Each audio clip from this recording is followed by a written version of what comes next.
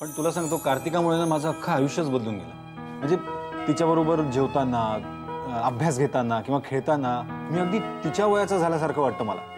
It's so refreshing यार। I know, I can understand. एक लहान निरागस मूल जर घरात असेल ना तर अख्ख्या घराचं रूपच पालटून जातं आणि घराबरोबर आपलं सुद्धा। मीराचा मुलगा मिहिर तो आता चांगलाच मोठा झालाय। गेले 3-4 दिवस सुट्टी म्हणून तो आमच्या बरोबर इथे राहायला आला होता। शुभंकरनी त्याच्याबरोबर एवढी मस्ती केली आहे की एरवी प्रॅक्टिकल आणि धीरगंभीर असलेला शुभंकर हाच आहे का असा प्रश्न मला पडला होता। काय सांगतेस? अगं किती वेळ झाला, हा आहे कुठे? खरंच आता ना मीच बघून येते। 1-2 मिनिटात येते, तू जेव। आत्या, आत्या हो अमोघा।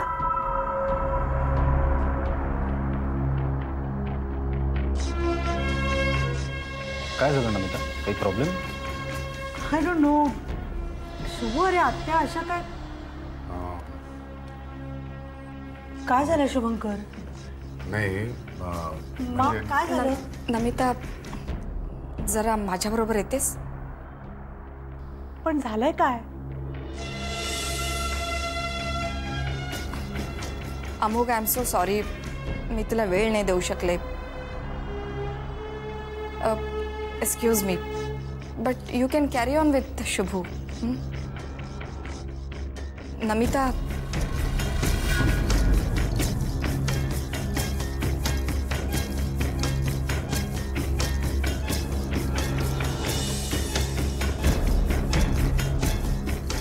शुभंकर काही प्रॉब्लेम?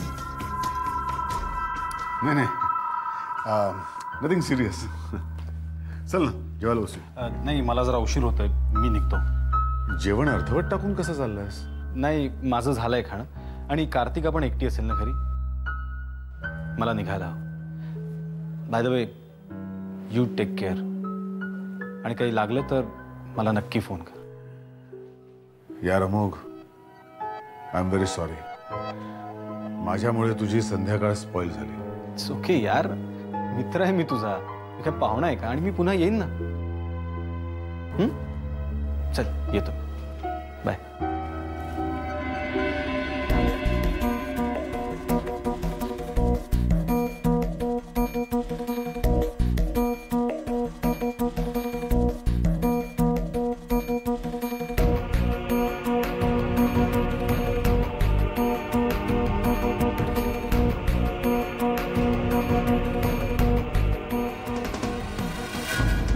तमाशा करायची काय गरज होती आत्यांना?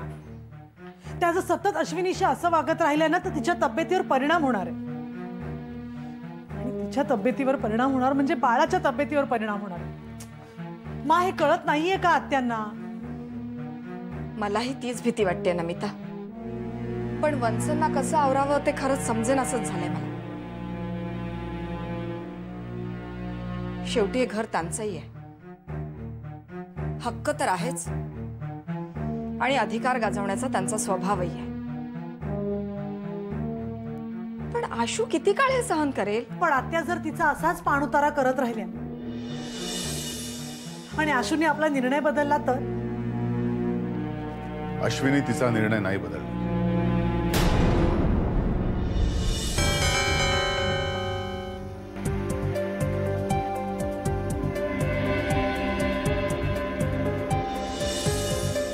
खात्री आहे मला।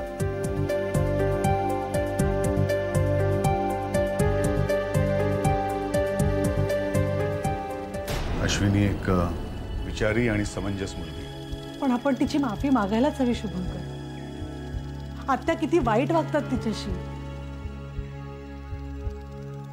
मला तर तिला तोंड दाखवायची पण लाज वाटते।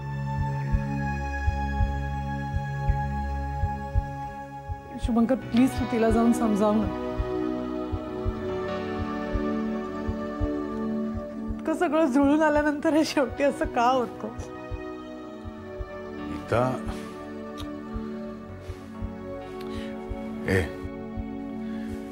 शांत हो तू, रडणं थांबव। एकदम शांत हो। हे बघ, तू नको काळजी करूस, मी आहे ना। मी बघतो काय करायचं. पण तू ती रडणं थांबव ना प्लीज. मा जरा शांत हो.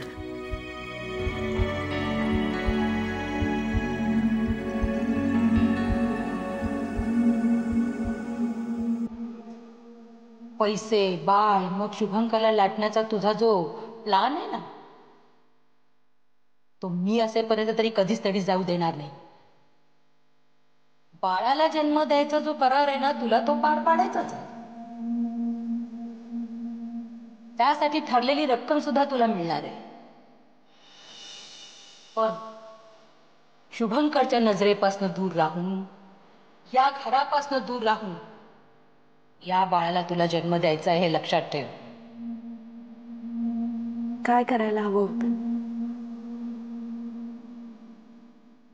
एरवी त्या बोलल्या तरी मी वयाचा मान ठेवून गप्प बसते. त्यांना असं वाटणं स्वाभाविक आहे असं धरून मनाआड करते. पण त्या माझ्यावर अशी चिखलपीक करत असताना मी गप्प कशी बसणार? माझ्या चारित्र्यावर असं बोट ठेवलेलं मी नाही सहन करू शकत.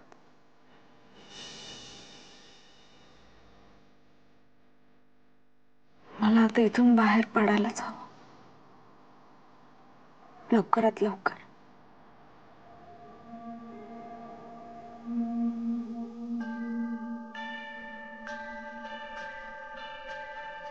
अश्विनी,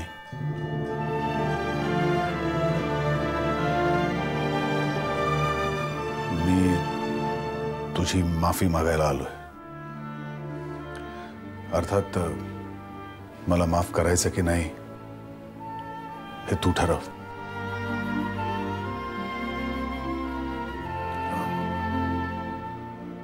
आत्या तुझ्याशी चुकीचं वागली, खूप चुकीचं. कुणाच्याही सहनशक्तीचा अंत होईल असं होतं तिचं वागणं. पण तरीही तू शांत राहिलीस. Hats off to you. खरंच जर तुझ्या जागी मी असतो तर या घरातनं निघून गेलो असतो. कदाचित तुझ्या डोक्यात तेच विचार येत असतील. माझी एकच रिक्वेस्ट आहे तुला अश्विनी, हा असला विचार कृतीत आणण्यापूर्वी फक्त एकदाच माझ्या मिताचा चेहरा डोळ्यासमोर आण आणि त्यानंतर तुला योग्य वाटेल तो निर्णय घे. मी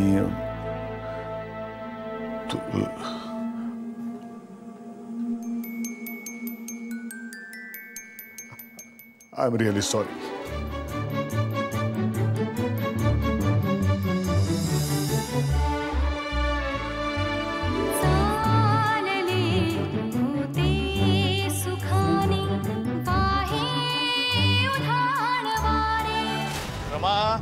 हे रमा ऐक, रमा थांब.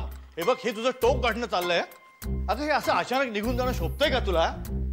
मग असा अपमान सहन करत या घरात राहणं शोभतं?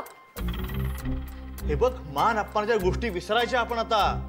सगळ्यांवरती माया करायचे दिवस आहेत आपले आता.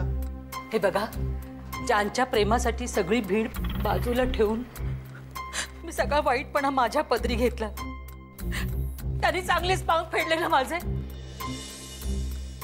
अहो, माझ्या इथनं जाण्यानं त्यांना काहीच हरकत नाहीये. पण कोण कुठली ती मुलगी आशू, तिच्या अपमानाचं जास्त वाईट वाटतंय त्यांना. माधवराव, चला आता, आणखी काय बघायचं राहिलं या घरात? अगं असं काय करतेस तू? रागाच्या भरात मी बोलून गेलो तर तू खरंच. मी हात जोडतो, प्लीज नको जाऊस.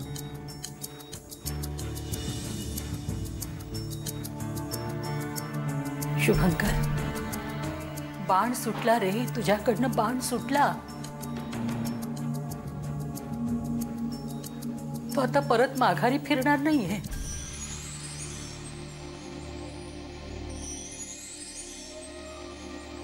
माझ्या जिवारी खूप लागले बघ.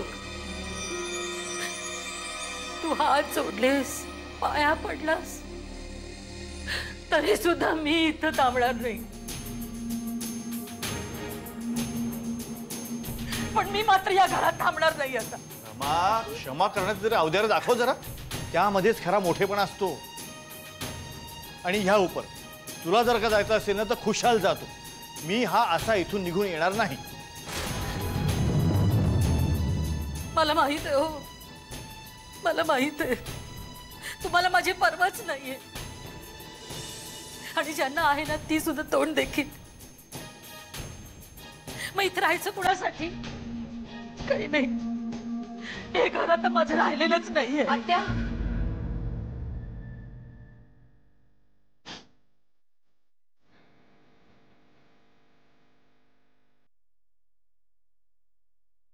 आत्या, हे घर तुमचं आहे आणि तुमचंच राहील.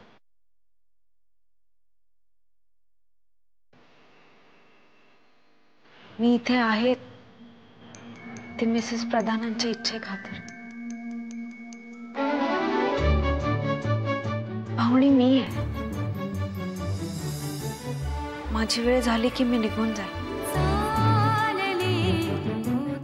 मी या घरात आले या दोघांचे आयुष्य नव्याने जोडायला.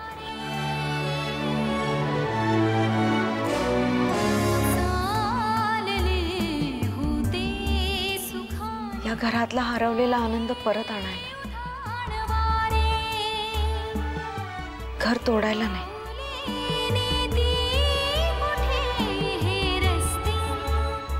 मला मिसेस प्रधानांचं बाळ द्यायचंय त्यांना. आणि या बाळाला तुमच्या आणि मानच्या मायेची ऊब हवी.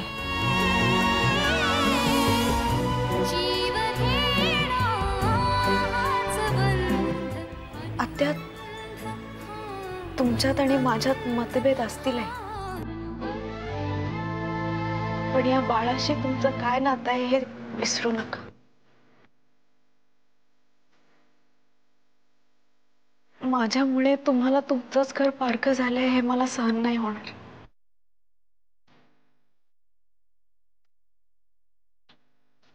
कारण घराला पारखं होणं काय असतं मला चांगलंच माहिती.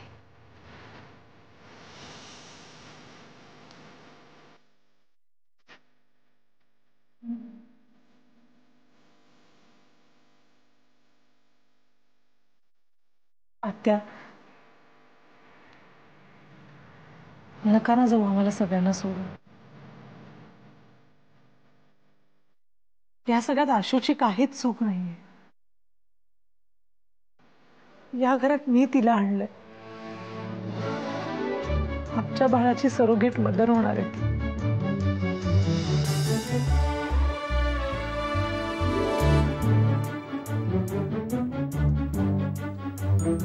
माझ्यासाठी, माझ्या बाळासाठी चाललंय हे सगळं. मला आनंद मिळावा म्हणून.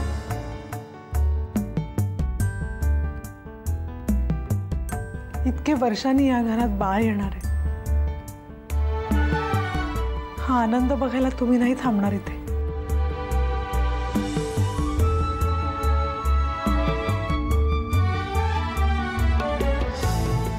मला माझ्या होणाऱ्या बाळाला सोडून जाणं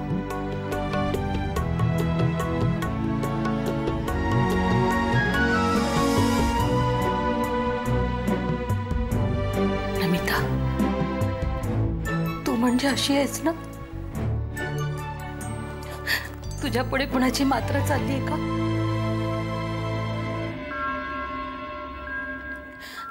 अगं, तुझा संसार, तुझं मन जपण्यासाठी सगळी धडपड चालली माझी. पण असं नको समजूस तू की अश्विनीचं बोलणं ऐकून मी विरघळले म्हणून.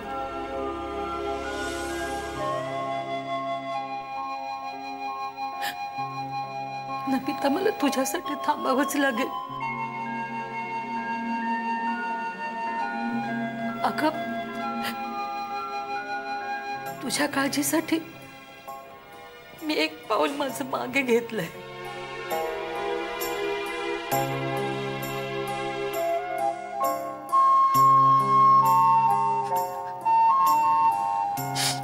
ठीक आहे आता. चला चल.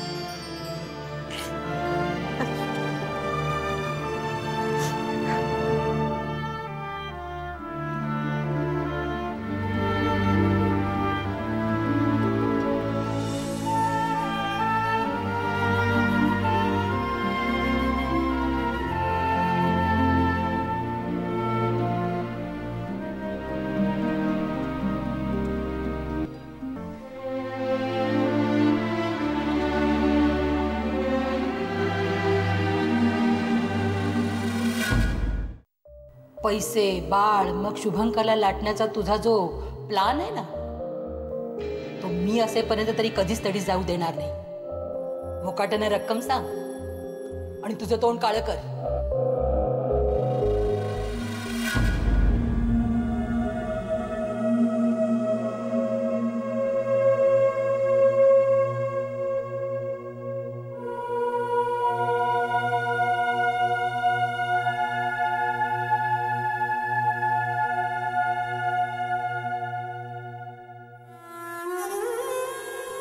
रागावली असशील ना? मला माहिती आहे, तुझ्या स्वभावातच नाहीये कोणाला उलटून बोलणं. पण राग तर येत असेल ना. आणि हा राग गिळून तू आत्यांशी जे काही वागलीस ना, त्यामुळे सगळ्यात जास्त अपराधी मलाच वाटतं.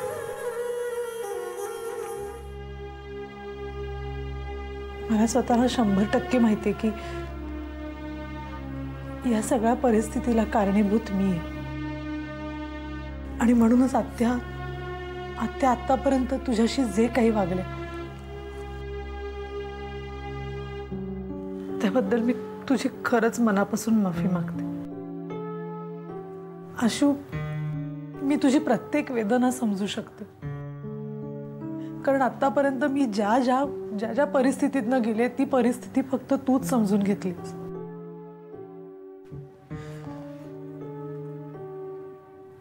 माझी तुझ्याबद्दल कसलीच तक्रार नाहीये.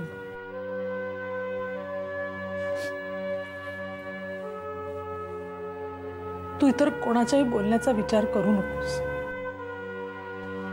कारण मारणाऱ्यांचे हात धरता येतात पण बोलणाऱ्यांचं तोंड नाही धरता येत. आणि त्यातून एखाद्या माणसाने पूर्वग्रह मनात ठेवून आडमुठेपणे वागायचं ठरवलं ना, तर आपण त्याला काहीच करू शकत नाही. आणि आशू, तू हे सगळं समजून घेतलंस. आत्यांचा आतताईपणा सुद्धा आणि आमची हतबलताही. आणि म्हणूनच मला आज तुझ्याकडून एक शब्द हवा. शब्द? हो. कुणीही कितीही त्रागा केला, कितीही वेडावाकडं बोललं, तरी हे घर सोडून जाण्याचा तू विचारही करणार नाहीस. देशील ना आशू?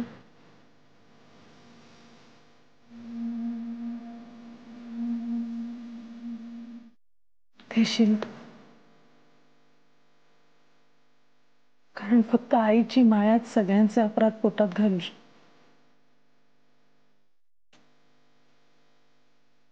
आणि त्या मायेचा पाझर तुझ्या हृदयात सुरू झालाय.